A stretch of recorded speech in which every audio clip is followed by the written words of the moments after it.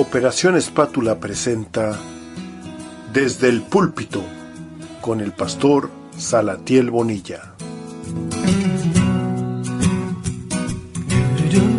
Varias de las cualidades por las cuales Jesús es superior a ángeles, principados, potestades, y en este caso vamos a estar viendo cómo aún lo que en ese tiempo se consideraba la máxima autoridad espiritual, pues era el sumo sacerdote, y hay que recordar que esta carta está enviada a los hebreos, al pueblo judío, y para el pueblo judío la máxima autoridad espiritual pues era el sumo sacerdote, y aquí sin duda este mensaje fue un choque para los que leyeron esta carta por primera vez, porque les dice que ahora Jesús es ese gran sumo sacerdote superior a cualquier otro sumo sacerdote que haya existido. Y vamos a estar viendo 4 maneras en las que Jesús es superior a los sacerdotes levíticos o a los sumos sacerdotes que menciona la Biblia en Levítico, incluyendo a Aarón y a todos sus predecesores. En el capítulo 4 de Hebreos nos menciona desde el versículo 14, que ahí fue donde nos quedamos. Dice: por tanto, teniendo un gran sumo sacerdote que traspasó los cielos, Jesús el Hijo de Dios, retengamos nuestra profesión, porque no tenemos un sumo sacerdote que no pueda compadecerse de nuestras debilidades, sino uno que fue tentado en todo, según nuestra semejanza, pero sin pecado. Y aquí se desprende gran parte de lo que es la superioridad de Jesucristo en cuestión de los sumos sacerdotes. Hay 3 requisitos o 3 cualidades que tenían los sumos sacerdotes. El sumo sacerdote era compasivo, pero también era paciente con los débiles y con los que se descarriaban. Esa es una cualidad del sumo sacerdote, la compasión. Y en el verso que acabo de leer, ahí nos dice que Él se compadece, es decir, nos entiende, nos comprende.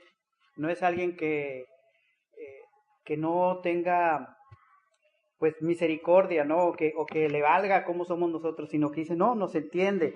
La otra es que también en el verso 2 del capítulo 5 nos dice, para que se muestre paciente con los ignorantes y extraviados, puesto que Él también está rodeado de debilidad. Hablando de Jesucristo, del sumo sacerdote, Él también es paciente con los débiles y con los que se descarrían. De hecho, podemos encontrar en la Biblia que dice que paciente y misericordioso es Jehová, clemente y misericordioso es Jehová, lento para la ira y grande en misericordia. Y en otros pasajes dice que no quiere que ninguno se pierda, sino que todos procedan para el arrepentimiento. Esas son características de un sumo sacerdote. La segunda característica es que el sumo sacerdote era un hombre que representaba a la gente en los asuntos relacionados con Dios, como lo que son las ofrendas, como lo que son los sacrificios. Y en el verso 1 del capítulo 5 es lo que nos dice, porque todo sumo sacerdote tomado de entre los hombres es constituido a favor de los hombres en lo que a Dios se refiere, para que presente ofrendas y sacrificios por los pecados. Esa era la labor del sacerdote. Primeramente era escogido por Dios y luego Dios lo escogía para que representara a las personas o a los hombres en lo que a Dios respecta, presentando ofrendas y presentando sacrificios. Y aquí vamos a estar viendo cómo Jesús todavía es superior a todo eso. Y el tercer requisito es que Dios es el que llama al sumo sacerdote.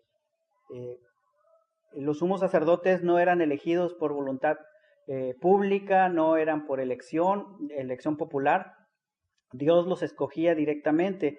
Y en el mismo capítulo 5 dice, y nadie toma para sí esta honra, la de ser sacerdote, sino el que es llamado por Dios, como lo fue Aarón. Así tampoco Cristo se glorificó a sí mismo haciéndose sumo sacerdote, sino el que le dijo, tú eres mi hijo, yo te he engendrado hoy. Como también dice en otro lugar, tú eres sacerdote para siempre, según el orden de Melquisedec. Y aquí es donde vemos cómo Jesús cumple con los requisitos de ser un sacerdote. No un sacerdote levítico, o sea, descendiente de la tribu de Leví, pero sí un sacerdote según la orden espiritual, porque ha sido llamado por Dios, porque es un hombre que presenta el sacrificio. De hecho, cuando va a ser crucificado, Jesús dice, a mí nadie me quita la vida, sino que yo la pongo, tengo poder para ponerla y para volverla a tomar. y Él se presenta a sí mismo como un sacrificio delante de Dios, representándonos a nosotros. Por eso es que Él dice que todo lo que pidiéramos al Padre en su nombre, Él nos lo va a dar, porque Él ocupa este lugar de sumo sacerdote. La primera cosa que podemos ver es que Jesús tiene mayor posición y mayor título que los sacerdotes. En el verso 14 dice, teniendo un gran sumo sacerdote que traspasó los cielos, Jesús, el Hijo de Dios, retengamos nuestra profesión. Y aquí nos dice que Jesús traspasó los cielos. Y esto es algo muy interesante. Pueden buscar Hebreos 12:2, por favor, que nos lean Hebreos 12:2. Puesto los ojos en Jesús, el autor y consumador de la fe, el cual por el gozo puesto delante de él sufrió la cruz, menospreciando el oprobio, y se sentó a la diestra del trono de Dios. Ok, entonces vemos ahí, gracias, ahí en su posición, la posición que tiene Jesús, a la posición que tenían los sumos sacerdotes, es que los sumos sacerdotes estaban aquí en la tierra. Y Jesús, ahí nos dice claramente, la posición que tiene Él está a la diestra de Dios. Él está ahí precisamente en la presencia de Dios.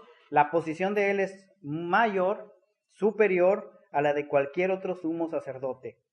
Me llama la atención, Sí, claro. Me llama la atención esta palabra que dice que traspasó los cielos. Sí. Cosa que no puede hacer una persona mortal. Y ¿sí? Jesús tanto para descender como para ascender, sí que traspasó los cielos. Traspasó los cielos, primeramente al venir, dejando su trono, ¿verdad?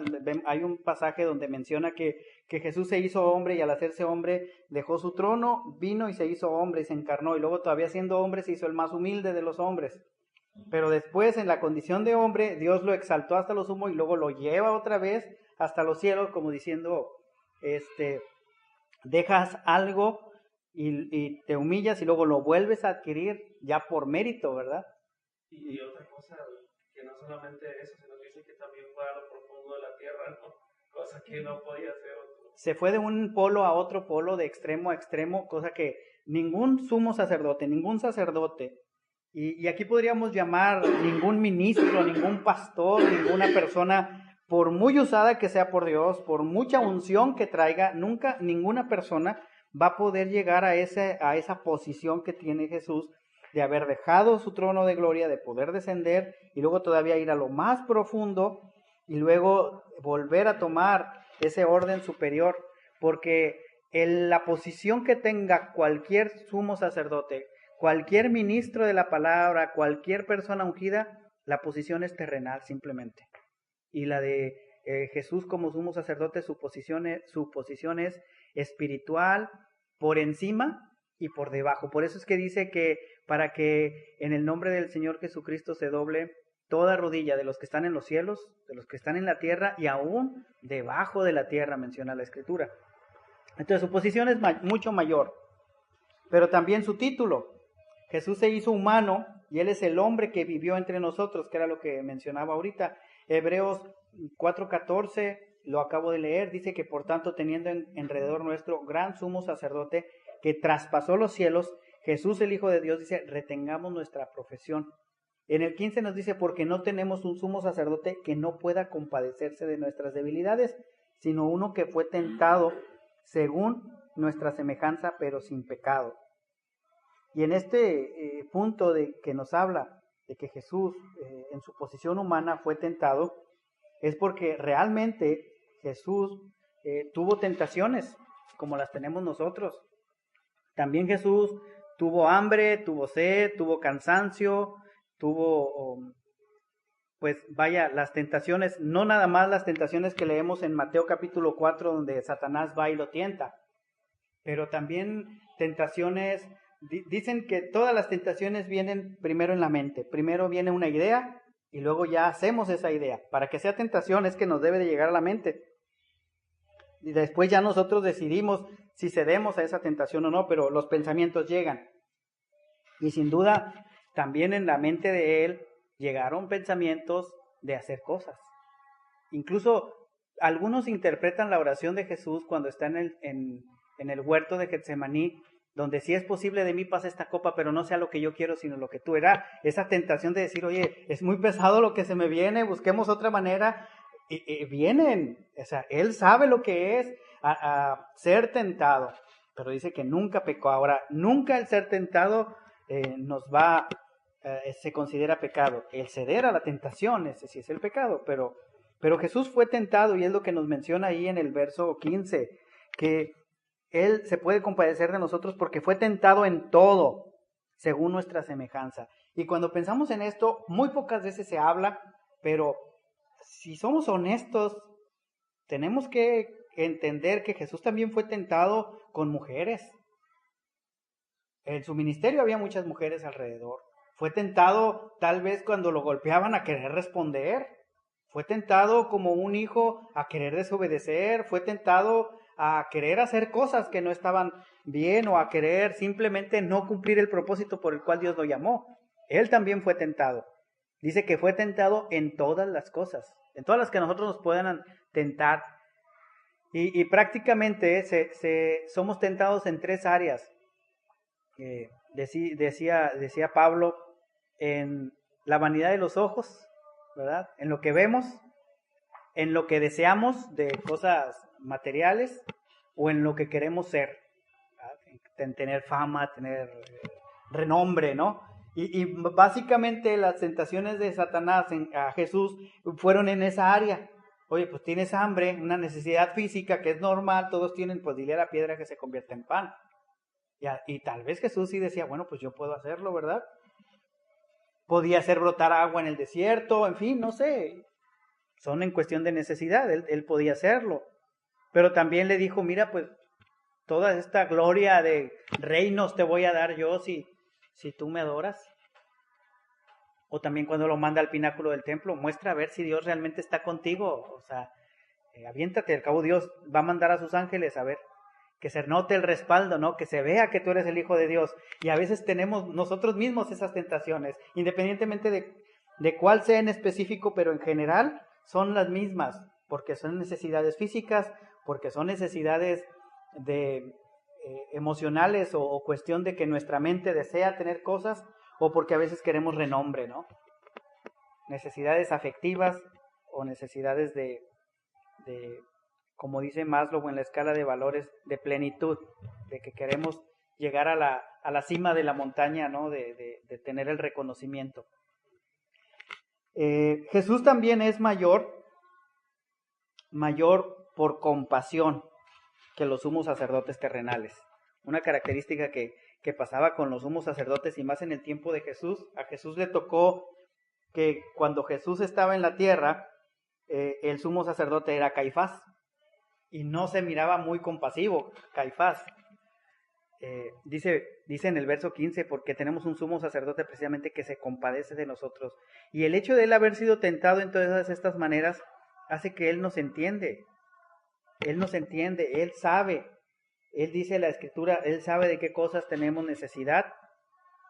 Él conoce las tentaciones, él conoce las pruebas y él puede compadecerse de nosotros. Por eso es nuestro intercesor.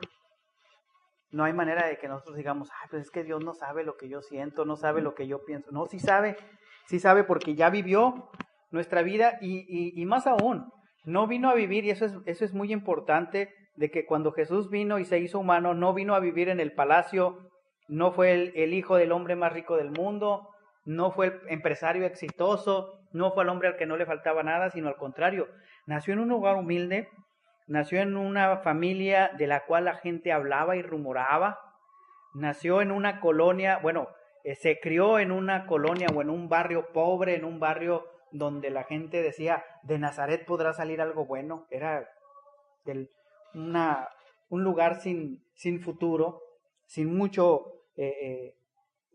provecho aparente. Y entonces él sabe, si nosotros decimos, es que no tengo, vengo de una familia muy humilde, vengo de una familia pobre, no tengo estudios, él ahí fue donde se desarrolló, pudo entender y puede entender las condiciones políticas, porque nació como esclavo romano. Los judíos en ese tiempo eran esclavos de Roma. A él, cualquier romano que lo viera y le dijera, oye, ¿sabes qué? Ayúdame con esta carga, ayúdame con este morral y llévamelo a la casa, tenía que hacerlo porque era un esclavo judío. Y bueno, pues en ese tiempo le tocó a él vivir. Entonces él puede entender lo que son los abusos, lo que son los maltratos, lo que es vivir en la necesidad. Por eso dice que se compadece. es un sumo sacerdote que se compadece, fue tentado en todo, según nuestra semejanza, así como nosotros, así él también fue tentado, con la diferencia es de que sin pecado. Entonces él tenía las mismas debilidades que nosotros. En los días de su vida mortal, Jesús ofreció oraciones y súplicas con fuerte clamor. En Hebreos 5:7 nos dice, y Cristo en los días de su carne, ofreciendo ruegos y súplicas con gran clamor y lágrimas, al que podía librar de la muerte, fue oído a causa de su temor reverente. Eso fue una de las claves que a él le ayudaron. Por eso es que, si se dan cuenta, nosotros también como creyentes, lo que podemos hacer en el momento de las dificultades es precisamente hacer lo mismo que Jesús. Que Jesús no tenía, cuando se hizo hombre, algunos teólogos debaten de que era mitad hombre y mitad Dios y que por eso no pecaba, porque él como era mitad Dios tenía poder y no le hacía nada el pecado o las tentaciones, pero no. Realmente Jesús era verdadero hombre y toda la gloria de Dios, o sea, toda la deidad de él se desprendió y se hizo 100% hombre, de tal manera que como cualquier otro mortal que somos nosotros, él necesitaba orar para estar en la presencia de Dios. Él necesitaba la ayuda del Espíritu Santo y por eso es que él perseveraba mucho en la oración y pasaba largo tiempo en oración. No era de que, pues claro, lo tentaban y no caía porque él es Dios. No, lo tentaban y no caía porque él perseveraba en la oración, porque él buscaba de Dios. Y ahí nos dice en el verso 7 que en los días de su carne, dice, ofrecía ruegos y súplicas con gran clamor y lágrimas. Y nos dicen que en el huerto de Getsemaní, algunos dicen que su sudor literalmente eran sangre, otros dicen que eran como grandes gotas de sangre. No sabemos. Lo cierto es que acostumbraba a pasar periodos de oración, de consagración enteros y largas noches. De hecho, para comenzar su ministerio simplemente fueron 40 días de ayuno, 40 días de oración, perseveraba en la palabra. No menciona la escritura, pero sin duda él acostumbraba a estudiar, meditar, reflexionar. Y todo lo que enseñaba no venía porque él era Dios, venía porque había estudiado y se había puesto a buscar de Dios. Entonces, él es todavía mucho superior. También Jesús tiene mayor llamado y mayor nombramiento que los sumos sacerdotes terrenales. En el capítulo 5 podemos ver que los sumos sacerdotes, pues los llamaba Dios de la misma manera, pero aquí hace Dios una gran diferencia porque en el capítulo 5 vemos dos referencias del Antiguo Testamento, por lo general de los Salmos, que es el Salmo 95, y también otra referencia en el libro de Números 14, del 1 al 35, porque dice, tú eres mi hijo y yo te he engendrado hoy, hablando Dios a Jesús, o haciendo referencia de Jesús en un salmo que se le conoce como Salmo Mesiánico. El Salmo 95 tiene mucha semejanza con Hebreos. Mi hijo eres tú, yo te engendré hoy. Estos versículos muestran que Jesús no se invitó a sí mismo. Hoy en día muchos se hacen pastores a sí mismos. Me ha tocado ver últimamente personas que ellos a sí mismos se hacen pastores y tú les preguntas, ¿y quién te ordenó? No, a mí me llamó Dios y yo solo, o sea, solo se hacen pastores, solo se hacen profetas, solo se hacen apóstoles. Aunque yo también siempre he dicho que un instituto no te hace pastor, pero tampoco el hecho de que uno tenga una alucine o una emoción te va a hacer pastor. Dios es el que hace el llamado, Dios es el que pone el llamado en el corazón y lo confirma después con personas, y esas personas reconocen el llamado de Dios en uno y entonces ya se hace como una especie de llamado público, pero primeramente hay un llamado espiritual, se confirma ese llamado espiritual a través de los líderes que están con uno y luego se ve público y se identifica el llamado.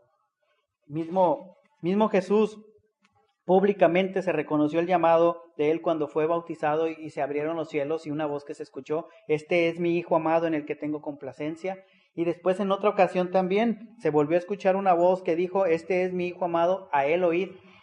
haciendo público el llamado. Primero Jesús ya sabía lo que había sido llamado, pero después hubo un llamado público donde se dio testimonio a los demás y después ya la gente misma reconocía que había un llamado de Dios. Entonces, los llamados no son nada más así de que yo solo lo sé y yo me lo guardo. Los llamados es algo íntimo que Dios después va ampliando y confirmando y después con el paso del tiempo. Le preguntaban a Jesús, oye, ¿eres tú al que esperamos o esperamos a otro?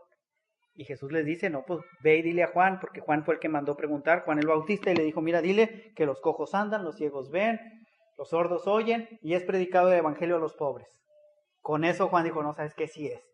Por eso hablan las evidencias del llamado público. También él es superior en llamado y en nombramiento porque le dice, tú eres sacerdote para siempre según el orden de Melquisedec. Mientras el sacerdocio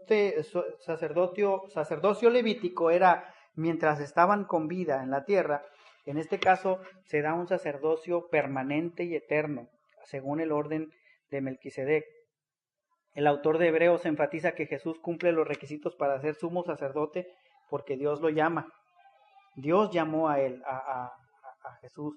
Y aunque hoy en día andan unas doctrinas tan erradas y debemos de tener mucho cuidado.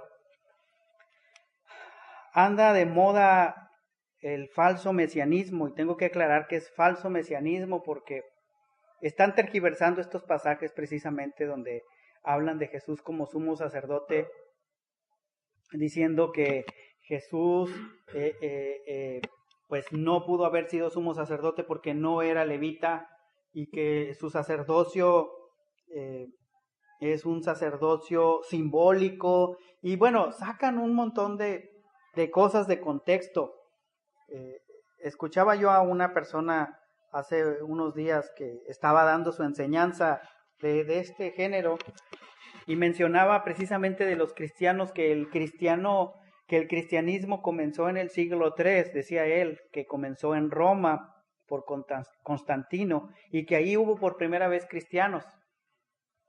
Y yo estaba al lado de otra persona y le dije, nada más venía a la cabeza y busqué en la Biblia el pasaje de Hechos donde dice claramente en la carta de Hechos que en Antioquía de Pisidia fue por primera vez donde se les llamó cristianos. Y estaban haciendo esto porque decían que los cristianos estábamos equivocados nosotros, que estábamos errados, porque estábamos siguiendo a un falso Jesús, que nos equivocamos, que no nos puede ayudar, etcétera, y que porque el cristianismo es un invento de Roma. De ahí se agarran y de ahí y él estaba citando muchos pasajes de aquí de la carta de Hebreos. Y yo nada más, y la gente, lo peor de la gente que estaba ahí, yo decía, nada más me venía a la cabeza, lo peor es que la gente decía amén, y decía gloria a Dios, y yo decía, no tienen claro que les está distorsionando el mensaje y no están leyendo, pero no están entendiendo. Jesús es superior a los sumos sacerdotes. Esta persona estaba hablando de que Dios quería volver a levantar a los sacerdotes levíticos, volver a buscar a la dinastía de los levitas y sacar al sumo sacerdote que se va a levantar, a volver a las prácticas judías.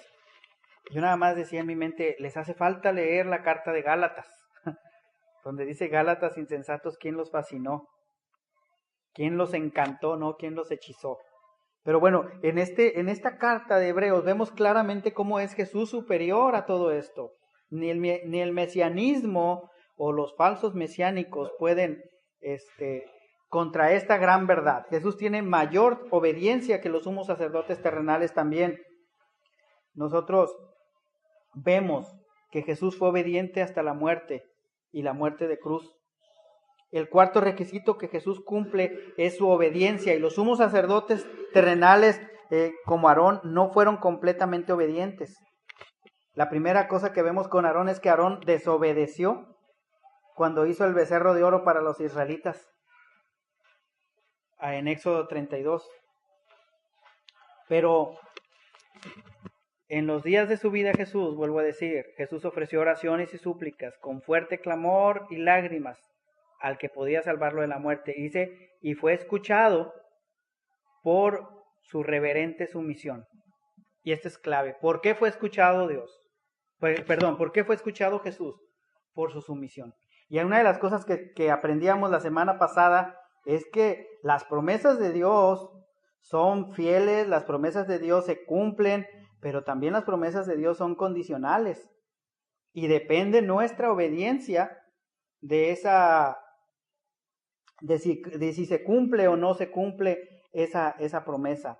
Y es por nuestra obediencia que puede o no cumplirse lo que Dios nos haya prometido a nosotros.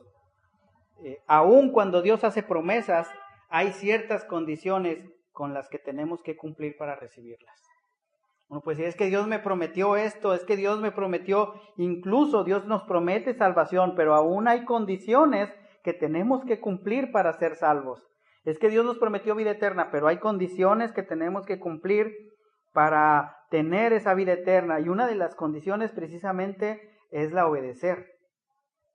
Si nosotros decimos, pues yo soy salvo porque el Señor me prometió a mí que me daba vida eterna y soy salvo, pero no soy obediente, lo más seguro es que no tenga esa salvación que Él prometió, porque la obediencia va a determinar mi bendición. La obediencia causa que Dios oiga y conteste nuestras oraciones. Dios no hace caso a los desobedientes. Si en mi corazón hubiera yo mirado la iniquidad, el Señor no me hubiera escuchado, dijo el salmista.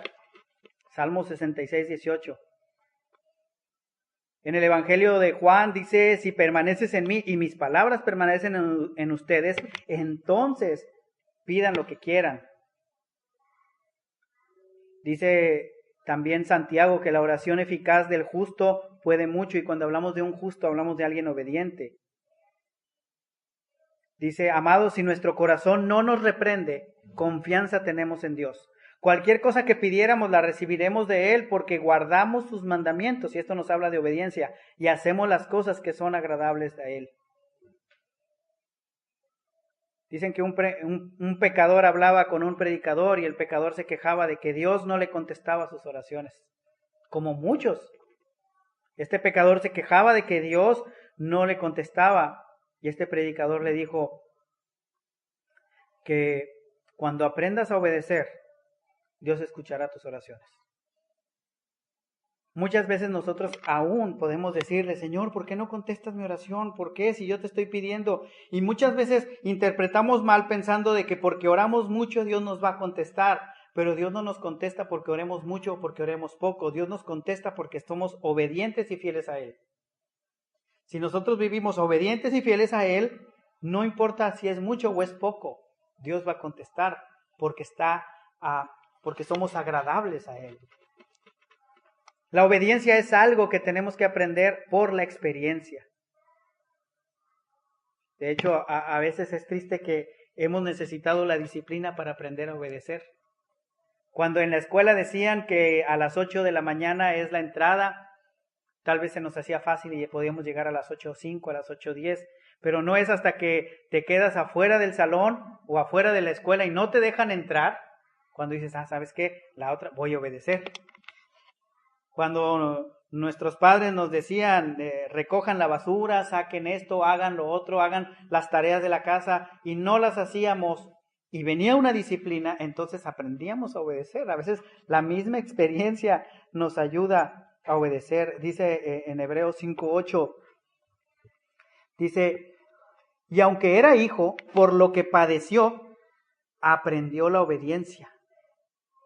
O sea, Jesús mismo padeció y aprendió obediencia, y habiendo sido perfeccionado, vino a ser autor de eterna salvación para todos los que le obedecen. Entonces, el mismo Jesús tuvo que aprender obediencia. Y no estamos hablando de que lo hayan castigado o regañado, pero nosotros aprendemos a obedecer, aprendemos a base de lo que es la disciplina. Aprendemos que incluso en cosas tan sencillas como puede ser algo diario como el carro, de decir, oye, algo tan sencillo como echarle gasolina al carro. Uno puede decir, no hombre, mañana le echo, con esta llego. No es hasta que te quedas sin gasolina que dices, no, ya no me vuelve a pasar. Yo voy a ser fiel en ponerle gasolina al carro, ¿verdad? En el cambio de aceite igual, no es hasta que tenemos una descompostura grave que nosotros aprendemos obediencia. Y Jesús padeció y aprendió obediencia. Y es lo que nos toca a nosotros. La obediencia es algo que tenemos que aprender por la experiencia.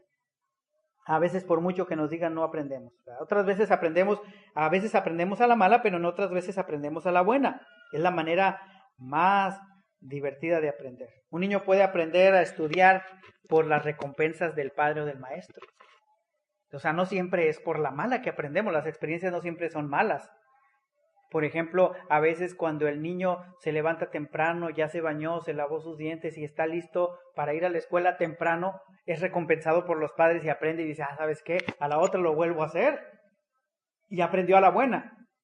Cuando el hijo es dinámico, es proactivo y hace las cosas cuando le dicen, o se adelanta aún a lo que le dicen o pidan, y se ve recompensado, entonces dice, lo voy a hacer. Aprende obediencia.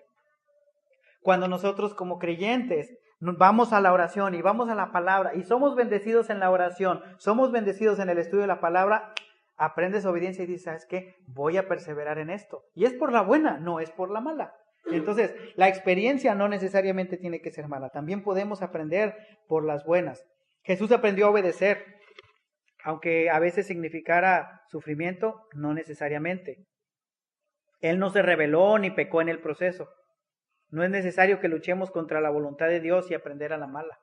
Podemos aprender también de una manera buena. La única fe que salva es la fe que obedece, y esto es claro.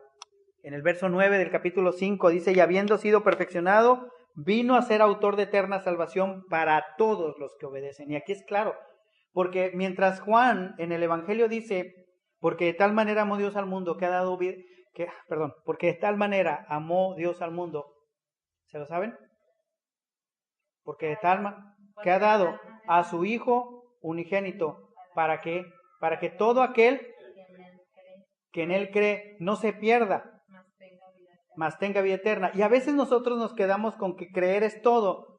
Y ahora aquí en Hebreos nos está diciendo, fíjense, dice, y habiendo sido perfeccionado, vino a ser autor de eterna salvación para todos los que, no dice los que creen.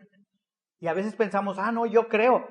Pero el creer que está hablando Juan va mezclado de obediencia. Va de tú me crees y me obedeces porque crees. Y aquí en Hebreos no menciona creer, aquí está mencionando la obediencia. Fue autor para salvación, pero para todos los que le obedecen. Jesús salva a los que obedecen antes que a los que obedecieron.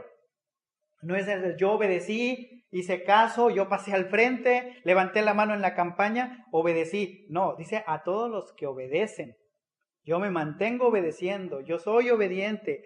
Esa es la gran diferencia. Obedecer a Dios era difícil para los autores, para los que leían esta carta de Hebreos, para los lectores, porque los insultaban, los perseguían.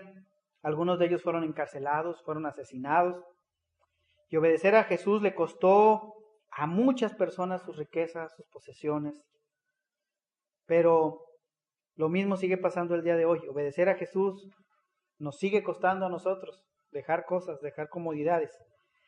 La fe verdadera, la única fe que nos salva es una fe que obedece. Que nosotros nos permanezcamos obedientes a Dios. Si nosotros no obedecemos a Dios, no obedecemos sus palabras, por mucho que digamos creer o por mucho que hagamos en otras cosas, pues realmente esa fe no aplica con nosotros. La fe que hace milagros, la fe que sobresale o que es muy, ¿cómo podríamos decir? Una fe que se pueda presumir, nunca se va a comparar con una fe que la respalda la obediencia. La obediencia es la única que hace que la fe sea verdaderamente efectiva para salvación. La fe que nos salva es la fe que se respalda en obediencia. Porque el día que nosotros nos encontremos con el Señor, Jesús mismo lo comparó con una parábola y dijo, bien, buen siervo fiel. En lo poco fuiste fiel, sobre mucho te pondré. Hablando, la fidelidad es la obediencia. Pero también yo puedo decir, ¿sabes qué, Señor? Pues yo tuve muchos años en la iglesia, yo prediqué muchas veces, yo enseñé a muchas personas, Pero él me puede decir, ¿sabes qué? Pero tú no fuiste obediente, tú no me obedecías, tú hacías lo que tú querías. Así es que, apartaos de mí, hacedores de maldad. La pregunta de hoy, como Jesús, como sumo sacerdote, Él nos dejó el ejemplo de ser obedientes, y la pregunta es si nosotros estamos siendo obedientes a Dios, si estamos siendo obedientes a su palabra.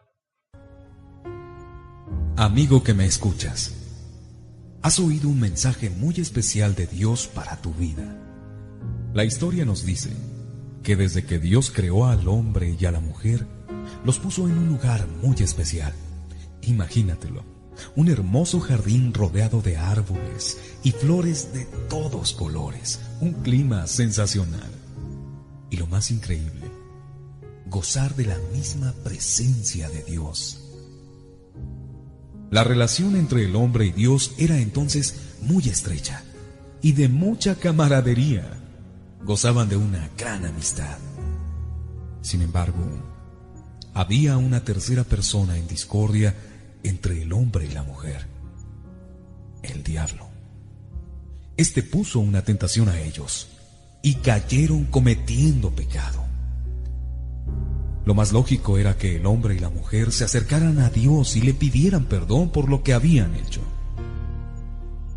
Pero lo más trágico de esta historia es que en lugar de hacerlo, se escondieron. Y Dios entonces comenzó a buscarlos. Creo sinceramente que aún en este tiempo Dios anda en busca del hombre.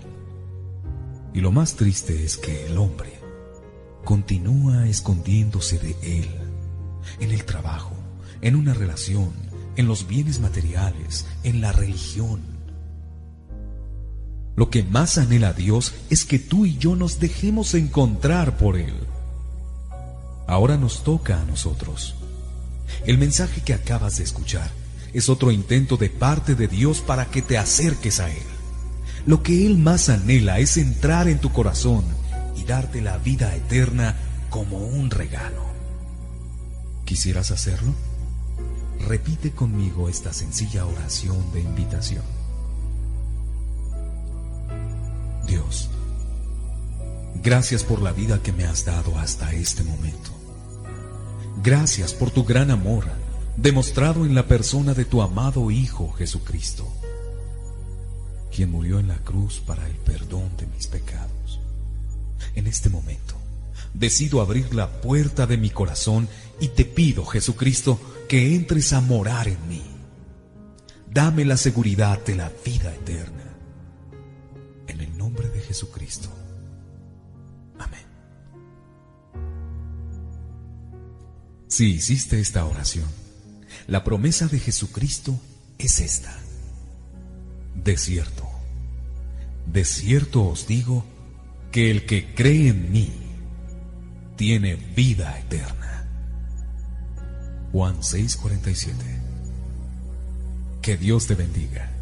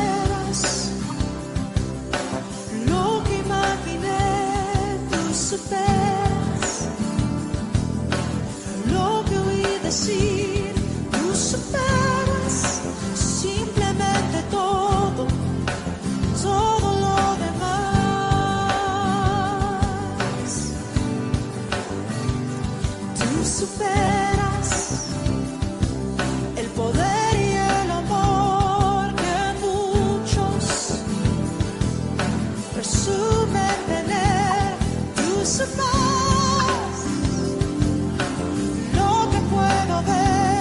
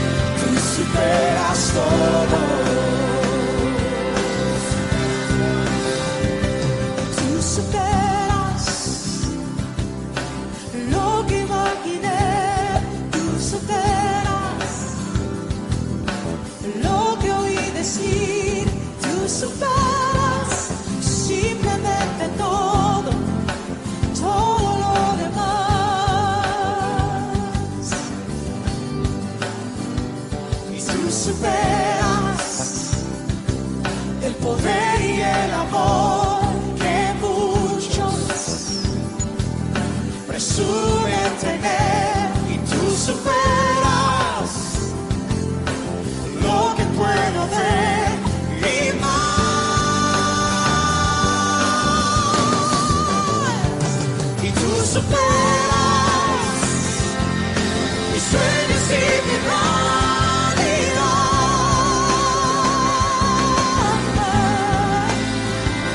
Y tú superas por mucho la belleza aquí.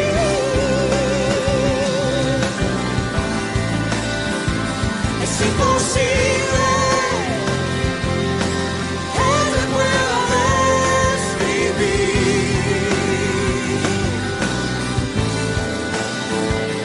pero lo diré así. Tú superas todo. Levántale tus manos y cántale. Tú superas mis sueños y mi realidad.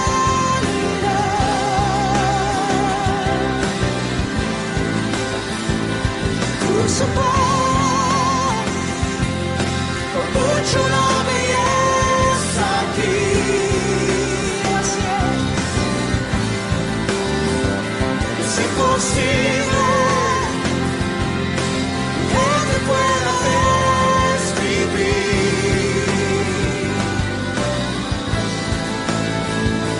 pero lo diré así. Tú superas todo.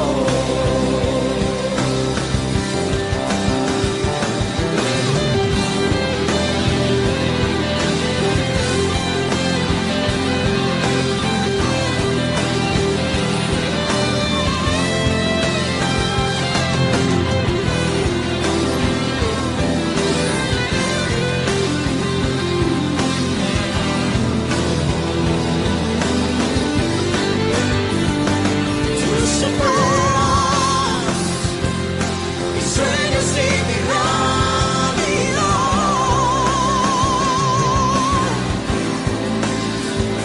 Y tú superas por mucho la belleza aquí.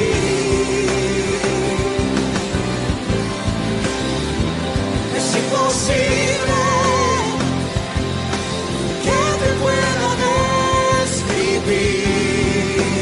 Oh, sí, pero lo diré así. Tú superas todo. Oh, díselo una vez más. Tú superas mis sueños y mi realidad.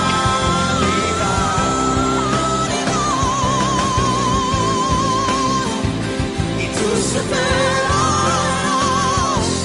por mucho la belleza aquí.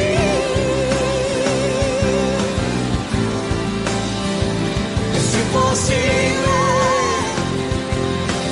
que te pueda describir,